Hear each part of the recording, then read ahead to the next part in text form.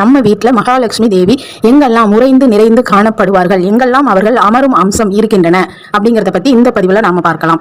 நம்ம வீட்டில் அவங்க நிரந்தரமா இந்த இடங்கள்ல வாசம் செய்கின்றார்கள் என்றால் நிறைய இடங்கள் இருக்கின்றன. பொதுவாக நாம ஒரு 4 இடங்களை பார்க்கலாம். அது எந்தெந்த இடங்கள் அப்படின்னா, அடுப்புங்கரை அப்படின்னா சிங்கை நம்ம சொல்லலாம். அடுத்ததாக பீரோவின் மேல் என்று சொல்லலாம். பகுதியில் வடகிழக்கு பகுதி அப்படின்னு சொல்லலாம். நிலை வாசற்படி. ஏன் இந்த 4ஐயும் சொல்றோம் அப்படின்னா, இந்த 4ம் திறந்த வெளி கொண்டது, நம் வீட்டிற்கு சொந்தமானது. ஆனால் இந்த 4ம் திறந்த வெளியாக இருக்கும். அதனாலதான் நாம இதை சொல்கின்றோம். இப்படி இவர்கள் 4 இடங்களை முக்கியமாக நாம் கூறுவது எதற்காக என்றால், வடகிழக்கு பகுதி வீட்டில் திறந்து இருக்க வேண்டும். அது மகாலட்சுமி தேவி நிரந்தர வாசம் செய்பவர், வந்தும் போயும் இருப்பார்கள். நிரந்தரம் என்று சொல்ல முடியாது, ஆனால் அந்த இடம் நல்ல சுத்தத்துடனும் திறந்த வெளியில் இருக்க வேண்டும். பீரோவின் மேல் நம்ம எப்போதுமே மூடுவது கிடையாது. பீரோவின் மேல் படி அது திறந்த நிலை அப்படின்னு சொல்லலாம். வாசற்படி மேல் பகுதி திறந்த நிலையில் தான் இருக்கும். வாசல் எப்பொழுதுமே நம்ம கதவு மூடினாலும் நிலை திறந்த நிலையில் தான் இருக்கும் இல்லையா? அது இன்னும் ஒன்று சிங்க், எப்பொழுதும் அதுவும் திறந்ததாக